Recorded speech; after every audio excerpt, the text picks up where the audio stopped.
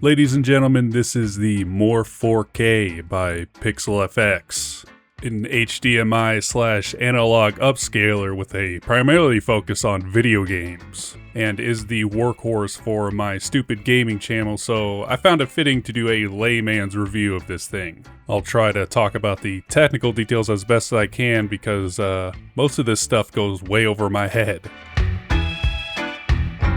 The Morph 4K is a sleek little system, especially with the additions I added to it. I'll get to that in a bit, but the business in the back is where all the action happens.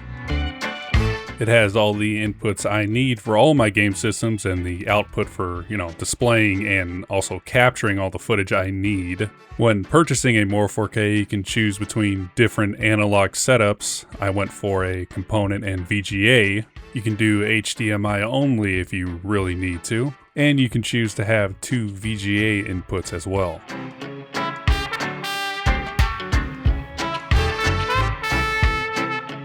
All the inputs are pretty standard for NTSC consoles.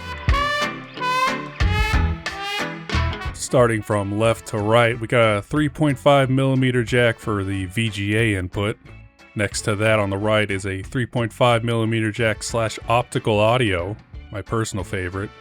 S-video, component, HDMI in, HDMI out, and your power port.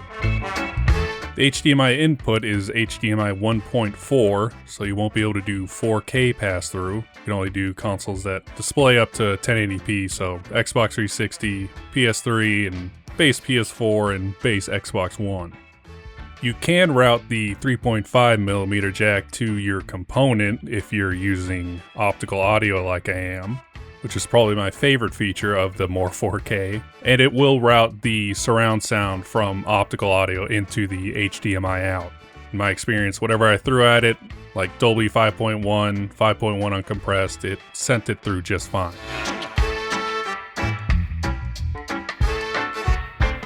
When you first get your Morph 4K, you'll notice that there is no power cord or power brick. They recommend you purchase an official Raspberry Pi power supply. Kinda sucks that you have to get your own power supply, but then again, when it comes to analog signals and making them look good in the modern day, a good power current or a good power supply makes all the difference. While a power supply is really all you need to get this thing up and running, I do think there is one more addition that shouldn't be overlooked. For starters, if you want to put your profiles you made for consoles or download profiles from the user base, you'll need a micro SD card. I don't know if you needed to update the thing, but it is pretty much a requirement if you actually want to use the Morph 4K to its fullest.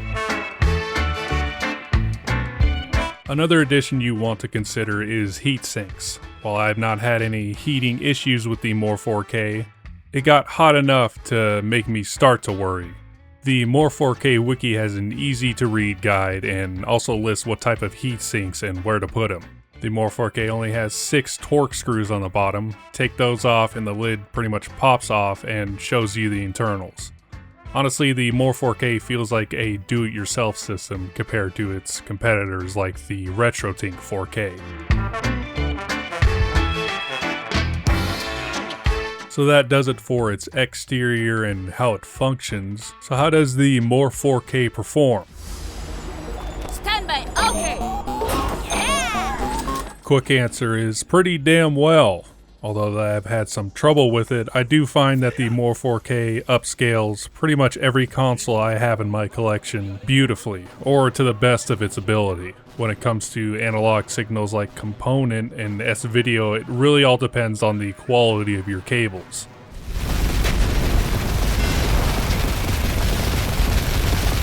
Which I have to say the Morph 4K upscales HDMI consoles the best. I've never seen Xbox 360, PS3, or Wii U games look this good. For these consoles, they recommend that you set them to 720p. Most of these games from this era did not even render at 720, let alone 1080p. And if you're planning to use your PlayStation 3 with the Morph 4K through HDMI, you'll need an HDCP stripper. If you go on Amazon and search up HDMI splitter/stripper, it should be like the first one that pops up. Usually they go for around 20 bucks. So another additional thing you need to consider when buying a Morph 4K.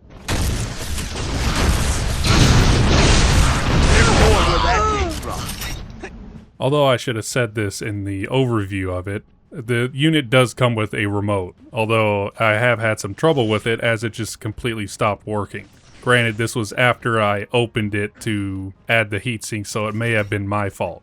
So how do I control this thing? Well, if you connect it to the internet, it gives you the ability to control it from your phone.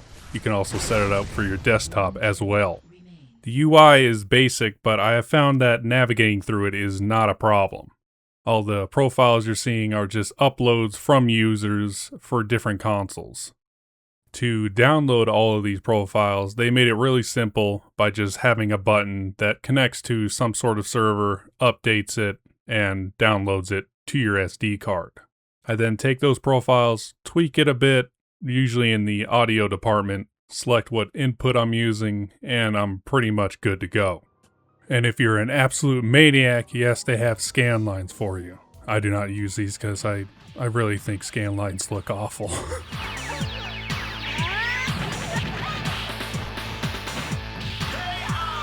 But all is not well with the Morph 4K. When I first got this thing and hooked everything up, I noticed there was a lot more yellow than I thought and wanted there to be when using component.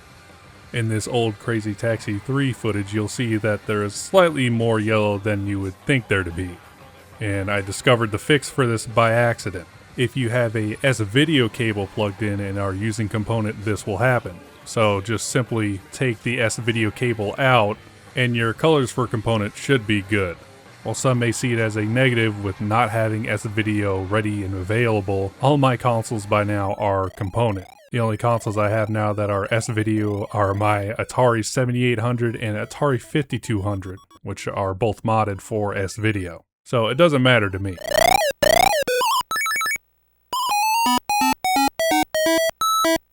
Team Zulu requesting immediate assistance from any UNSC forces. Does anyone copy? Over.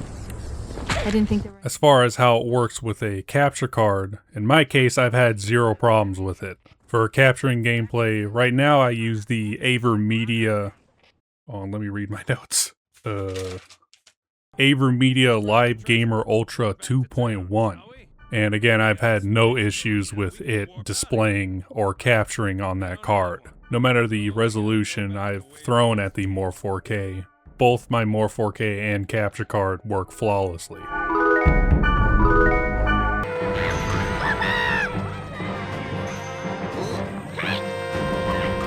And that pretty much sums up how I feel about the Morph 4K.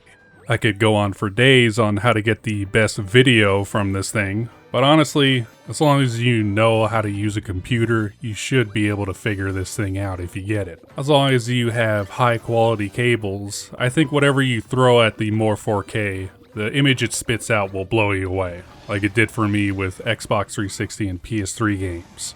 So I will continue to use the Morph 4K for capturing footage and just, playing my games until the inevitable day I get an 8K TV and have to do this all over again with maybe the Morph 8K.